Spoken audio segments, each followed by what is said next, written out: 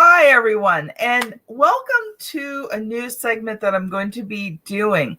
And that is live streaming the recordings of the Author to Authority podcast.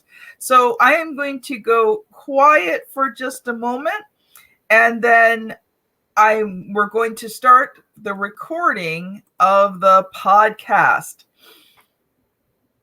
So welcome to the Author to Authority podcast. And today I am so happy to have with me Krystle Dookoo. Now, she is my personal social media specialist. She's also our social media expert on the Author to Authority. We have the Authority Gang episodes on the Author to Authority podcast. She's our social media specialist. And so I wanted to have her on because there's so much new going on in social media. So welcome to the show. Thanks, Kim. I always love being here and love being part of, your podcast, working with you and the gang. So thanks for having me on to talk about social media, because you're right, a lot has changed. So why don't you just take a quick moment and introduce yourself? I know our regular listeners would have heard you several times, but give us your quick introduction for those who don't know you yet. Okay, thank you. So my name is Krystle Dookoo, and I'm a social media manager and specialist. I started up my business 5 years ago because I always loved being in social media since the days of MySpace, High Five, ICQ, right? I think it's such a great way to bring together individuals and communities, and that's what developed my love and passion for it. And that's what I love to do with entrepreneurs, is bring together them and their communities. I am originally from Trinidad and Tobago. I was born and brought up there, and I've been living in New York now for the past 16 plus years. And yeah, so that's just a brief introduction of who I am. So, Krystle, who do you work with? Because I know that you have a really specific audience that you love to help with social media with. So and this took some time to get to this point, but I realized that I love working, and I've been focusing on working with coaches as well as with service providers, or entrepreneurs that provide services, or they have a brand and a message to take out there into the world. So that's who I have begun working with, and within a specific age group between 45 to 70s. My oldest client is in his 70s, so that's why I said 70s. He is going on strongly. Well, that is awesome, Krystle. And I love the fact that you really have your target market, and you know who your target market is. And that's one thing about being an authority, is knowing who it is that you really want to work with. So yes, definitely. And you know what, Kim, you're the one that actually helped me get there and work on that. And so thank you for that, because when we started working over a year ago together, and you've also helped me learn about niching down, because we can't help everyone. No. As entrepreneurs, we have to figure out who we love and who really connects with us, and then niche down there. So thank you. I always thank you for that. Well, I've learned so much from you too. So let's get into the meat today, because I know we've got a couple of people watching on the Facebook Live as we record this. So if you're listening to the podcast, join us on social media. Come find me, Kim Thompson Pinder. I'm the only one.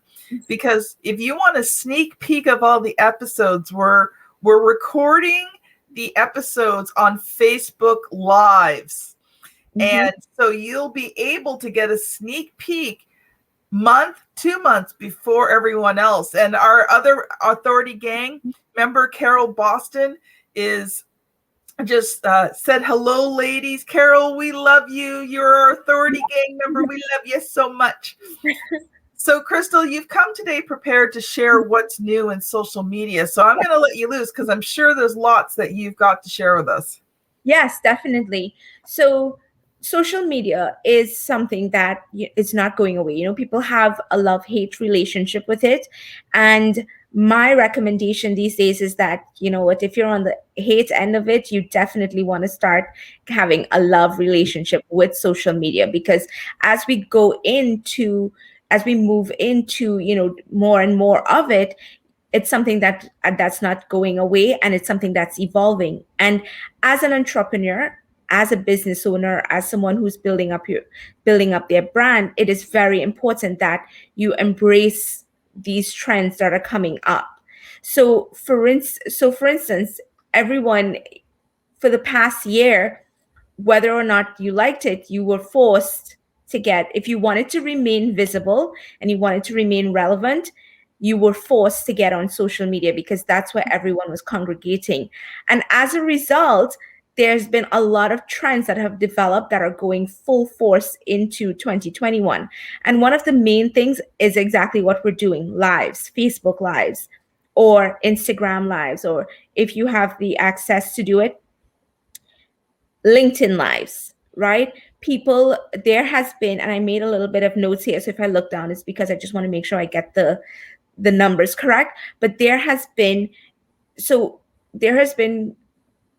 I got this from a few different social media companies that I follow, that like HubSpot and Sprout as well. But there had, based off of the research that they have done, 82% of people that are engaging in social media prefer live videos.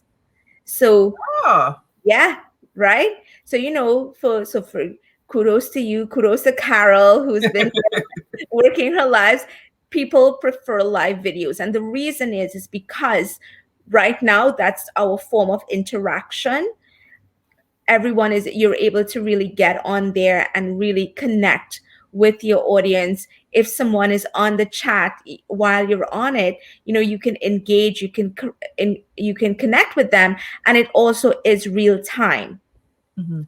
So that is something, if you are a business owner, or you are an entrepreneur and you like to be behind the scenes right now, it is worth it getting involved in live videos. And you know what? Practice makes perfect.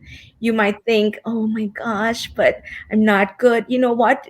I always say, and I'm going to give a couple recommendations too, is that if you are nervous, or if you are scared about getting on live, practice. You can go on your Facebook Live, change the setting to only you, so Yeah. that nobody else can see it, and you practice and you watch it back so that you can feel comfortable.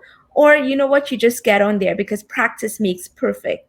And I Mhm. think people connect with the human aspect of us sometimes. So a lot of times, if you show that vulnerable side, people connect with you as well. But I always say, especially if you're talking about your products or your services, or sharing information, practice. But definitely live videos is something you want to do, since that is what is really going to keep increasing, and people are responding to it a lot. So I'm going to stop you there for 1 second. So a couple of points there. First of all, people think, oh, I'm going to do this Facebook Live, and thousands of people are going to see me. And if I mess up, I've ruined my life. When you first start doing Facebook Lives, you might only get a couple of people see you, and they're probably people who really love you in the first place. So if you mess up, nobody's going to say anything. And I just want to give a quick shout out to Chantel. Chantel, hey, thanks for being on today. So, and you are right, practice does make perfect. And I think something else too that makes it a little bit easier is do it with someone else. Yes. Because it's really hard when you're just sitting there staring at a camera trying to talk to it. But when you've got somebody else on with you, you can have a conversation, so you can feed off of each other. And I think that makes starting to do Facebook Lives easier. Yes, definitely. That's a good point.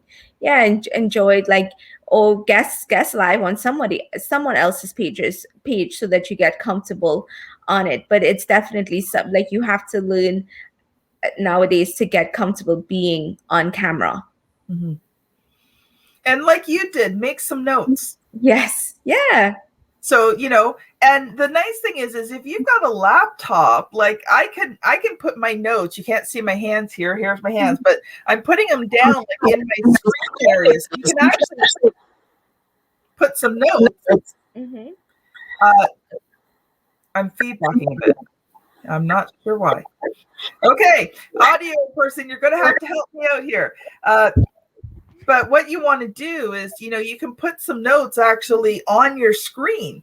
Yes. So that, you're not looking down, you're not looking side to side. If you've got an extra monitor, you're not looking off to the side there.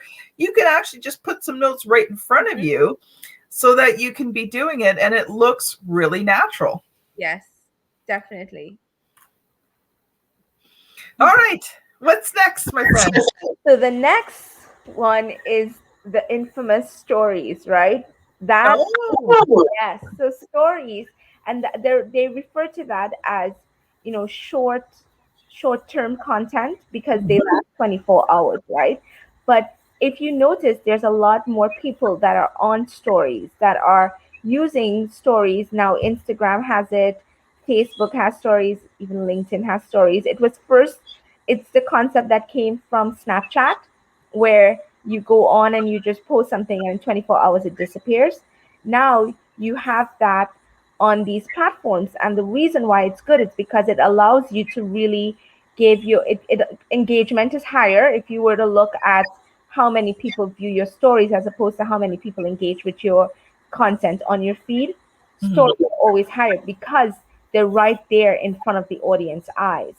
So whereas the algorithm sometimes limit who can see what you post, it once you follow someone or once someone follows you, once your stories goes up, they can see right away flashing across that banner, right? So you have a better chance of really catching their eye. So that's why stories are important to create content that's really quick, that really catches their eyes, something that a little background about you getting on and talking about something, or just showing who you are in a casual environment, because it really allows again your audience to see the behind the screens, the behind the scenes. We always love all those BTS footage, right? When people are creating movies or they're doing different events, you love the BTS scenes because it kind of humanizes it a lot more. And that's the same thing your stories do. And then you use it as an entrepreneur to really give sneak peeks to what's happening behind the scenes, so people have a lot more to look forward to. And so that's something you want to start to learn to utilize as well, because that's definitely going to keep increasing along with the reels, or my favorite TikTok, which I have to, I guess I have to learn to love, because it seems like everything I was researching, they keep saying TikTok's here to stay. But so the next thing that goes with that is the short little reels or videos that you can put together, videos or snapshots, and that allows you to get your audience's attention really quickly. So those two things are another two things that are really coming up, and that's new. That is just something that entrepreneurs have to get accustomed getting comfortable behind as well. I think something that's important is also recognizing that you can't be on every social media and be strong on every social media. Exactly. So, even though something new has come out, it may not necessarily be the right thing for you and your business. Right. So maybe talk about that a little bit. And that's a good point, because so in my research, Facebook is still the number one social media platform. As much as people think, like the younger generation, and I'm at the age that I can say that now, they're like, oh, Facebook, who uses that? It's actually still the the the platform that most users are on. So if if you have a younger audience, right? So there's two things. You have to figure out where your audience is and show up on that platform. So if you are catering to a younger audience, what is it, Gen Z, whatever that age, whatever that one is, right? That Gen Z or the younger younger group, and that is your target market, then you do have to get on stuff like TikTok and Snapchat, because that's where they're hanging out. But if once you do your research and you figure out where your audience is hanging out, that's where you want to go. But case the number one thing that stood out was that Facebook is still the largest platform with the largest amount of users. So I always recommend that, if especially if your target market is that millennial and above group, you want to make sure that you have that your Facebook going. Mhm. Facebook, and learning to utilize it, because you can do so many different things with Facebook. It is there's the most amount of users on there, and you perfect that. And to that point, Kim, that's always the most important thing, because you can try to be on 5 platforms. It's time consuming, and you get burnt out, and you decide that I don't want to do this, and then you defeat the purpose. So getting on the platform that works for you as well as your audience is the most important thing. Perfect that, and then you move on to, okay, let me see where the second platform is that my audience is on. Let me move to that, and then go into what is the word? You move into like a system with Yeah. that. Yes, work out one first and get your messaging clear on that particular platform. Well, and I think too, if you get really strong on one platform and you start getting results and you're getting a lot of clients and business from that one platform because you've built it so strong, you now can afford to pay someone like Krystle, who's like an amazing social media manager. Me, Krystle, Samantha, we all love the Authority Gang loves Krystle. Like, she's our social media go-to person. But you can then afford to pay someone like Krystle that will help you get onto all the other platforms that you need to be on. But if you've got one strong presence, right? Like, to me, anyway, and you can correct me if I'm wrong, but to me, it seems that you're better to have one really good, strong platform than 5 weak ones. Yes, definitely. Definitely. You're completely correct on that, because and you direct your audience where to go, right? Because if you're growing that one strong platform and you're really developing a strong following there, if you talk to someone that's not on a platform, you can be like, well, you find me on here, this is where I'm thriving. And then you guess what, when you grow that one big platform, when you decide to transfer and now take on another platform, you already have a great following that you can ask them, hey, come follow me on here now, I have this page, because you've already amassed that amount, instead of having a few here, a few there, a few there, without any type of engagement. And one of the things to add too is that you definitely want to pay attention to your engagement level. As this year, you want to make sure that your content as well in social media engagement is still the key, because you can have, and Kim, you and I talk about this all the time, you can have a lot of followers, but a very like a 0.5% engagement, which is not good. Whereas you have smaller followers, but you have 14 or 10 to 14% engagement, which is key, because that means your followers are listening to you, they are engaging with your content, and they're going to bring more people onto you organically. Yeah. I totally agree. I totally agree. Okay, what's next? I'm waiting. So what's next now is to the point that I said, user generated content. So a lot of platforms right now, a lot of companies are looking for user generated content. And what that means is that people who are using your services, people that are responding to your content, they are going to be the one that is sharing who you are and what it is that you're doing. And the platforms now actually love that, because it's very authentic. Now it's something that you can't control, right? So unfortunately, if someone had a little bad experience or less than good experience with you, and they share it, you also have the opportunity to reach out and rectify that. And you can always, you don't you as business owners, as entrepreneurs, we want to take the time, if somebody posts something negative, reach out to them and see how we can rectify it, and you get a chance to flip that consumer. But user generated content is is big because people are taking to social media now. They are writing, they are sharing, they are talking about their experience with you, and then as a result you get to share that, and it offers a lot of credibility to who you Yes. are and what it is that you do. So if people are using your services, if people are using your products, it's a great way to connect with them and ask them, hey, write about it, talk about it. And that's actually going to lead into my two other points. So that's something, and it allows you again to connect with your audience. Remember, social media, social networking sites, right? Think about Yes. it. Social media is a networking site. So think about how you network in real life. You're just doing it socially, virtually, online. So you're getting in there. You want to get in there. You want to interact with people that are sharing and generating your content or your Mhm. consumers, and ask them, hey, can you talk about this experience that you had with me online? I'd really appreciate that. You're not coercing them, you're not forcing them, you're just asking them to do you that favor, and they love you, so they will, right? Yeah, And that leads in, exactly.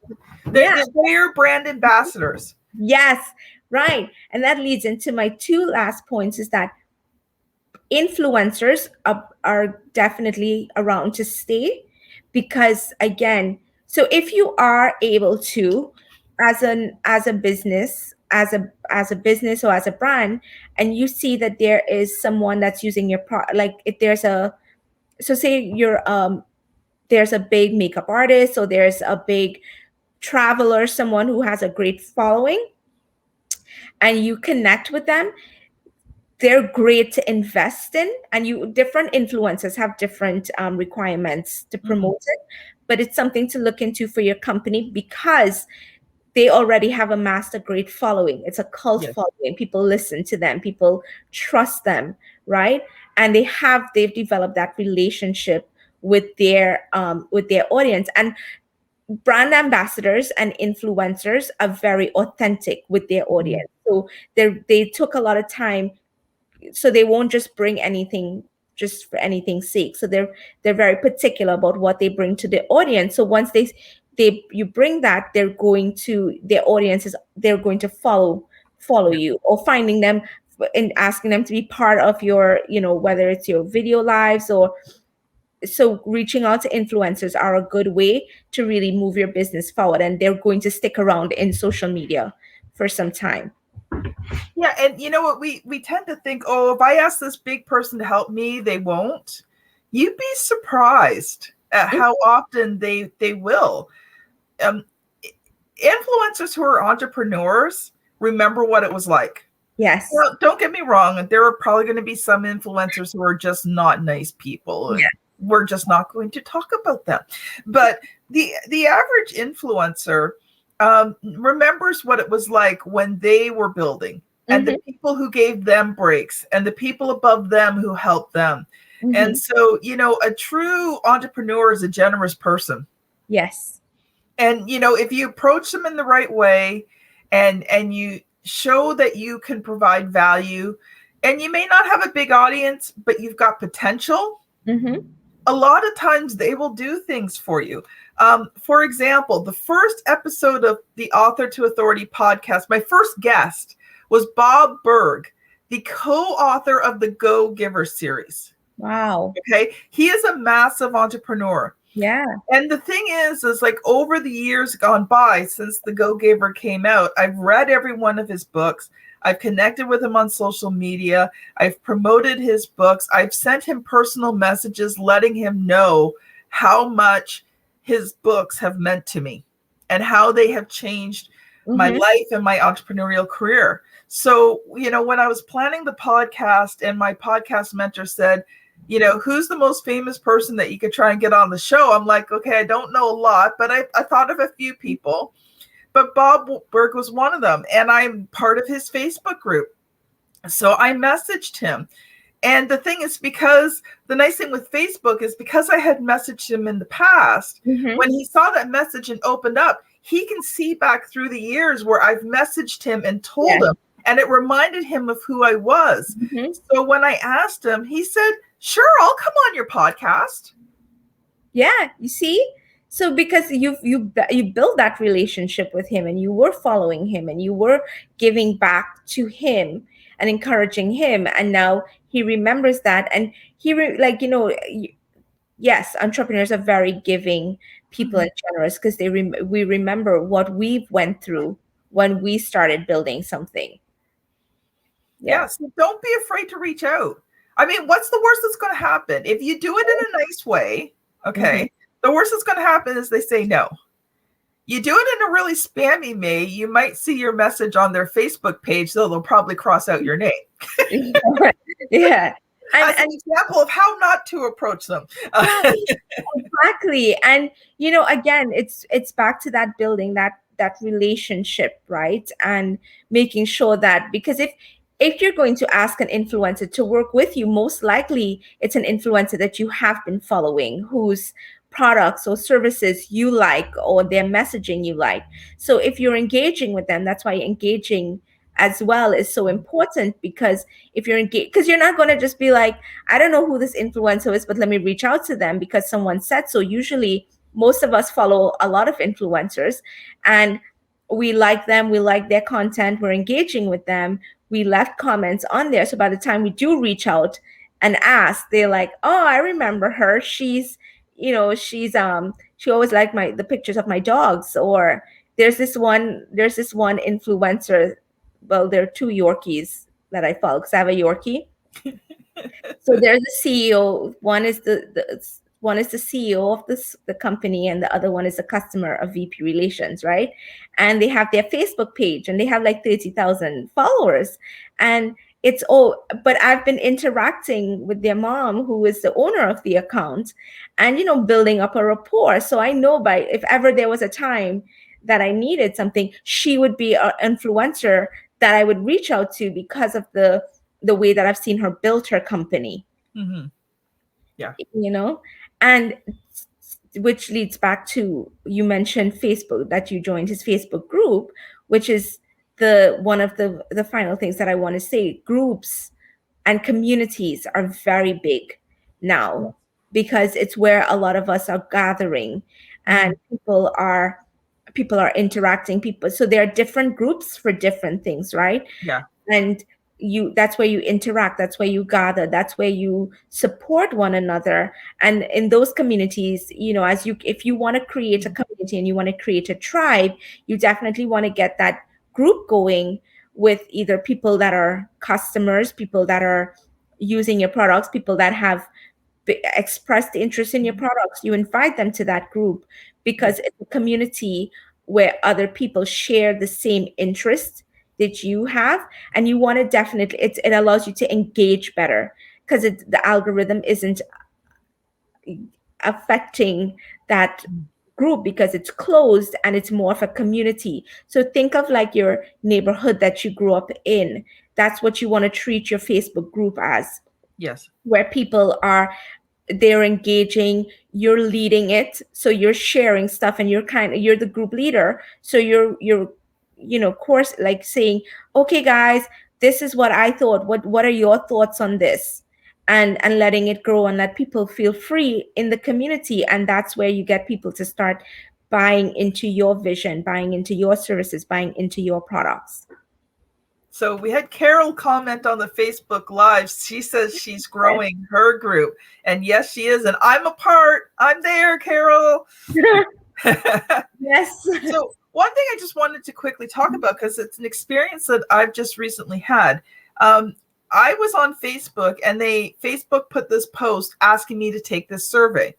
And so I took the survey, and I actually qualified for some free business coaching through Facebook on doing Facebook ads. And so I decided to start a new page called Motivational Quotes for Entrepreneurs. And it's been really great, because Facebook, what they did is, if I spent $100, they gave me an additional $200 in credit. So that's the thing too, is sometimes when you get into paid advertising, there's special deals and things you can take advantage of. Anyway, they've helped me, and I've now got almost 500 likes on the page, and I'm starting to see engagement. So I think, when it comes to Facebook too, there hits a point when you need to look at paid solutions. Yes. Because, in less than a month, I've got 500 likes, right? And it's been averaging out about 20 to 25 cents per page like. And the Facebook person told me anything under $1 is a really good price for a Facebook like. Yes. And so I'm going to continue with that. I now have that extra $200 that in ad credit that I can spend. So I know we're around the 30-minute mark, but can you talk for just a moment or two on paid advertising? Paid advertising, as you've built up your organic reach, and you've built up that community, because Kim, you started this group, but you've also really amassed a good following because you've been working with, you've worked with a great audience before. You've really added a lot to people, and you've brought a lot of stuff. So when you started this page, you had, your following come in here, and because you've already established that community, and that's great. And now paid advertising is necessary because it now allows you to reach more people that may not have been part of that network. So as you want to continue to grow, and that's how they make they're able to keep the platform free as well, right? Through people that are, doing paid ads. So in the traditional sense, it's one of the most cost-effective way to market. Because if you ever try to put something on television or radio or newspaper, it is expensive. Marketing usually is very expensive. But because of Facebook and social media ads now, you can play with some of the top people in your industry with a decent sized budget that doesn't break your bank. So at some point it is necessary to start investing in paid ads. And you use it strategically, like you started with, to grow the likes on your page so that you can reach more people, and then you grow that out, and then as you grow that to a bigger amount, more people are seeing your messaging, and then if ever you wanted to boost a particular topic or a particular event, then you can also pay for ads for that. So it is, in for entrepreneurs, it is definitely important to look into setting aside a budget that goes towards your ad spend.